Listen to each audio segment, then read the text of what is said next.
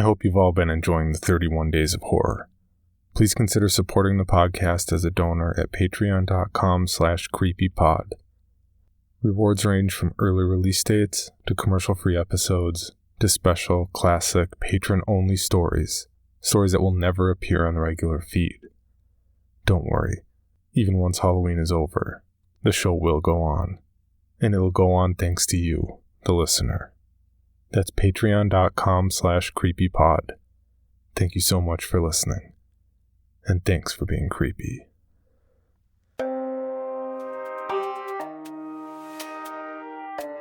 This is Creepy, a podcast dedicated to sharing the most famous, chilling, and disturbing creepypastas and urban legends in the world. Whether these stories truly happened or are simply fabrications is for you to decide. These stories may contain graphic depictions of violence and explicit language. Listener discretion is advised. Creepy presents the 31 Days of Horror, Day 26. The Smiling Man. Credited to Blue Title. About 5 years ago, I lived downtown in a major city in the U.S. I've always been a night person, so I would often find myself bored after my roommate, who was decidedly not a night person, went to sleep. To pass the time, I used to go for long walks and spend the time thinking. I spent 4 years like that, walking alone at night, and never once had a reason to feel afraid. I always used to joke with my roommate that even the drug dealers in the city were polite. But all that changed in just a few minutes of one evening. It was a Wednesday, somewhere between 1 and 2 in the morning, and I was walking near a police patrol park quite a ways from my apartment. It was a quiet night, even for a weeknight, and with very little traffic and almost no one on foot. The park, as it was most nights, was completely empty.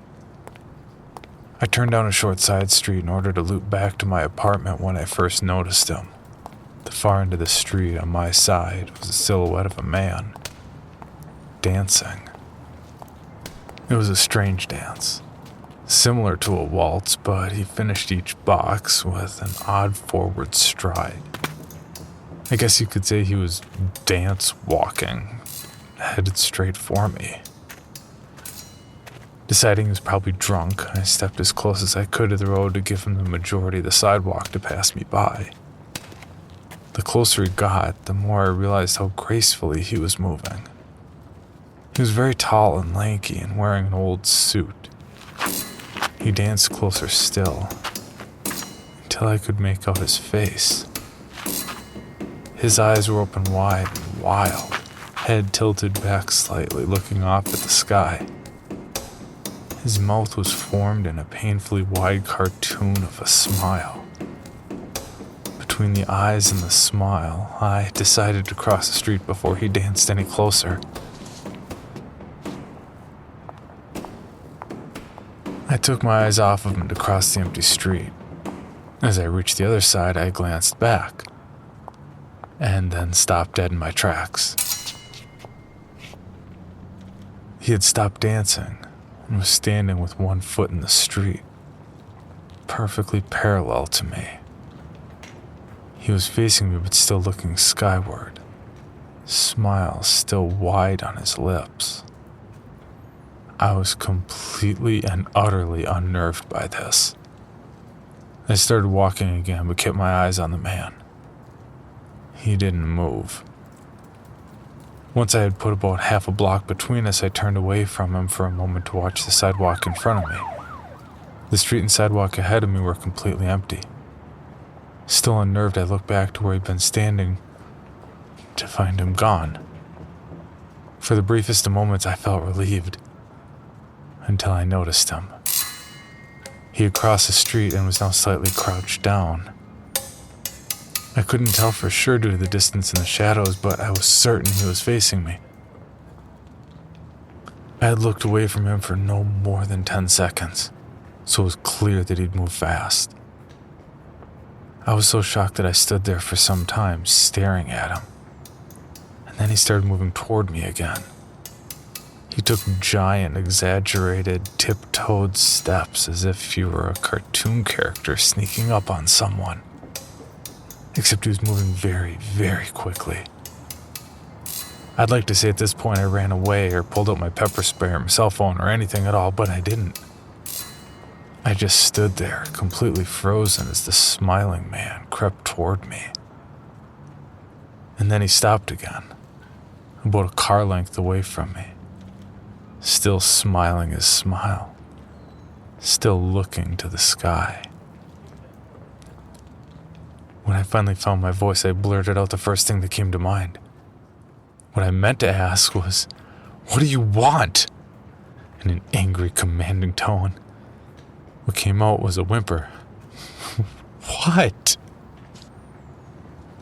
Regardless of whether or not humans can smell fear, they can certainly hear it.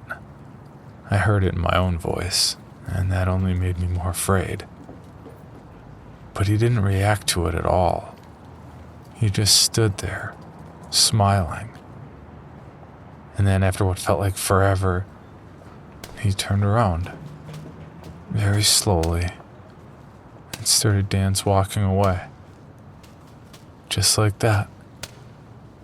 Not wanting to turn my back to him again, I just watched him go until he was far enough away to almost be out of sight.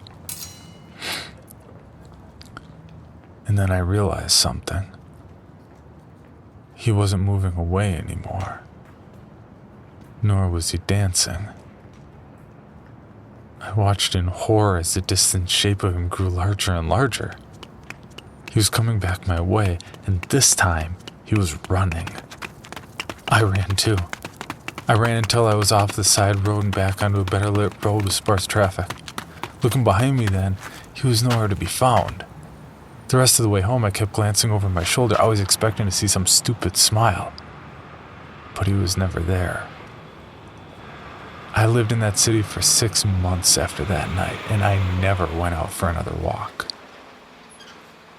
There was something about his face that always haunted me. He didn't look drunk. He didn't look high. He looked completely and utterly insane. And that is a very, very scary thing to see.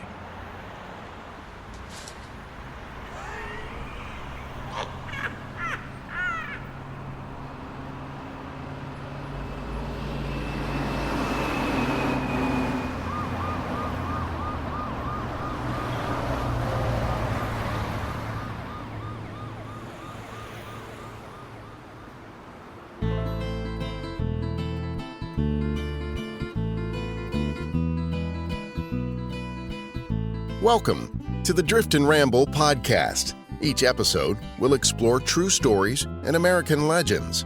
From the pages of history, we'll look at the people, places, and events that helped shape a nation. First, he created a death mask of Big Nose George using plaster of Paris, which depicts the man's prominent proboscis and mustachioed face, as well as his now earless head. Next, they removed the top half of the unfortunate criminal's skull, and the crudely sawn-off skull cap was presented to then 15-year-old Lillian Heath, who was a medical assistant to Dr. McGee. Lillian, here is a gift for you. Well, thank you, Doctor. I shall cherish it always. Well, this brain looks perfectly normal. That a 15-year-old girl was present at this dismembering may not be that much of a shock to those interested in the medical profession, but the anatomical gift was morbid at the very least.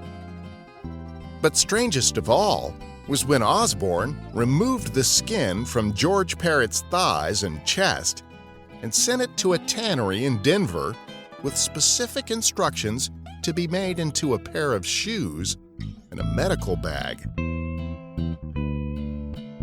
Stories of survival, notable frontier men and women, explorers who struck it rich, and the outlaws that stole it from them. So, saddle up or settle in for the Drift and Ramble podcast.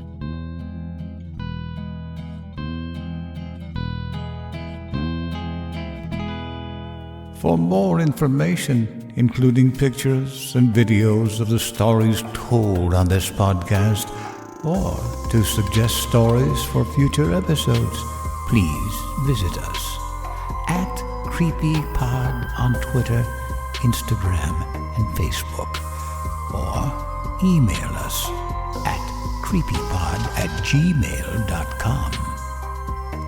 All stories told on this podcast can be found at creepypastawikia.com and are protected by a Creative Commons license.